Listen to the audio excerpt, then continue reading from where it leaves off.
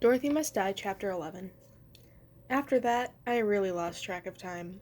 I slept, I sat, I slept some more, and forced down the disgusting bowls of porridge that would now and then, without warning, materialize in the ever pristine floor of my prison. I looked out the enchanted evil window. Sometimes it was night, and sometimes it was day. When the moon was out, I tried to judge the passage of time by its phases, but it was no use. It would be full one moment, and a thin thumbnail crescent the next, and then, when I turned away and looked for it again, gone entirely. I wasted about 15 minutes trying to play hide and seek with Star, but it was pointless. There was no place to hide except under the bed, and anyway, only Star was small enough to fit down there. With nothing to do except think, my mind kept returning to my mother. I was ashamed of myself for how little I'd thought of her since I'd come to Oz, but now I couldn't stop wondering whether she had made it through the tornado, about whether she was searching for me or whether she was laid up somewhere, drunk or stoned or whatever else. If there was even a chance she was out there looking for me or hoping I'd make it home okay, then I couldn't give up. I'd made a promise to myself that I'd do anything to help Ollie and his family, thinking that my mother was beyond my help. But now I realized that no matter how far away my mother was, no matter how far gone she might be, I would always feel a sense of obligation to her. Then again, it's not like I was in much of a position myself to help anyone right now. Honestly, I could use a little help myself. After 2 or 3 days, I think, but who knew, Pete came to me again. "I don't have long," he said, stepping through the door. His voice was strained and uncharacteristic panic. "Your trial is tomorrow," he said. "The news is all over the palace." I sat up in bed with a start. I'd been down here so long now that I'd nearly forgotten I had a trial coming up. The wild look in Pete's eyes reminded me that as bad things were, they could still get worse. "What exactly does a trial entail?" I asked, still holding out some irrational hope that maybe I could be exonerated. He shook his head and looked down at his hands. "Just tell me," I said. "Maybe there's some trick to it. Things like that always work in fairy tales." "Do you honestly think this is a fairy tale?" Pete asked. "Just tell me what to expect." He sighed, finally relenting. "Your Royal Highness's kangaroo court. It's a total joke," he said. "I think the only reason she bothers with trials at all is because she likes wearing the big white wig. Once you go to trial, you're already as good as guilty. I don't think there's ever been a not guilty verdict as long as the court's been in existence." In the face of my impending white fate worse than death sentence, I found that I was surprisingly calm. Maybe it just didn't seem real. "So what do I do?" I asked. Pete looked at his hands. He tousled his hair and then looked back at me in sheepish apology. "We could make a break for it," he said. "Maybe with two of us we could fight our way past the guards." We both know what a dumb idea that was. "That will just get us both killed," I said. "What's the point in that?" "Yeah," he said. "I know." "What about magic? I mean, this is Oz, right? Isn't there some spell that would work? It doesn't even have to be a good one." He shook his head.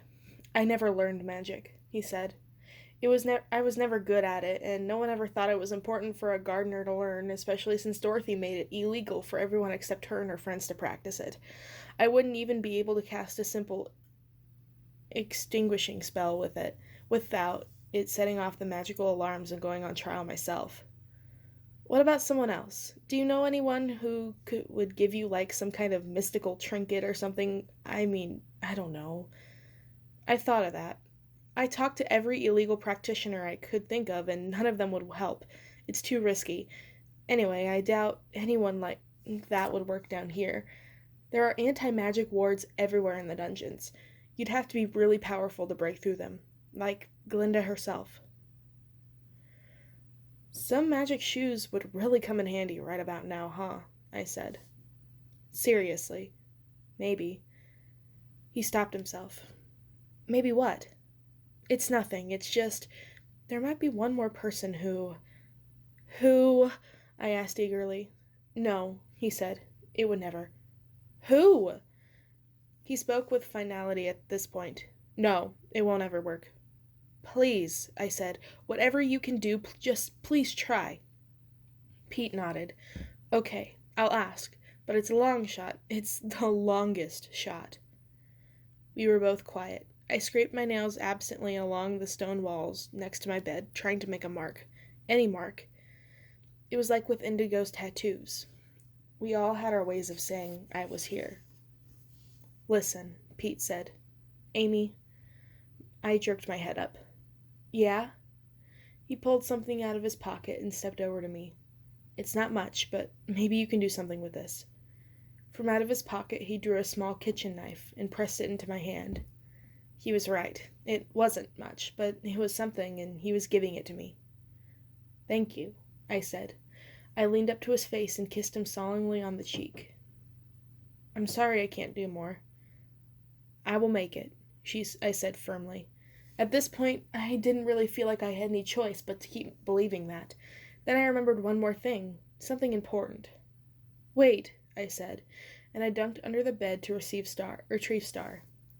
I'd hated her from the moment my mother brought her home. I hated the responsibility of taking care of something that I never asked for, and I'd hated the way my mother seemed to care more about that rodent than she did about me. Or she had cared about her until I'd stopped carrying Star, and her and I were kind of in the same boat that way. An unexpected well of emotion opened up somewhere behind my ribs. She had been a faithful companion since I'd gotten here. She was the last thing I had left to connect to me where I came from, and she had been a good friend, even if she couldn't talk. I cuffed my furry buddy in my palms and gave her one last kiss on the forehead. Take her for me, I said. Keep her safe for me. I had hated her and now didn't want to let her go.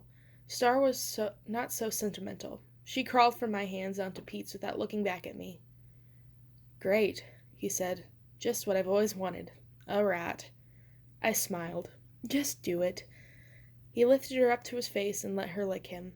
Fine, I'll take her, he said, but I'm not keeping her forever, just until you're safe and can take her back. He dropped her into the breast pocket of his shirt and she squealed happily. Go, I said, giving him permission so he wouldn't have to ask. I don't, he said. Just go, I'll be okay, but if you know anyone who owes you a miracle... I'll see what I can do, Pete said. He placed his key in the wall. The door opened. I watched him go.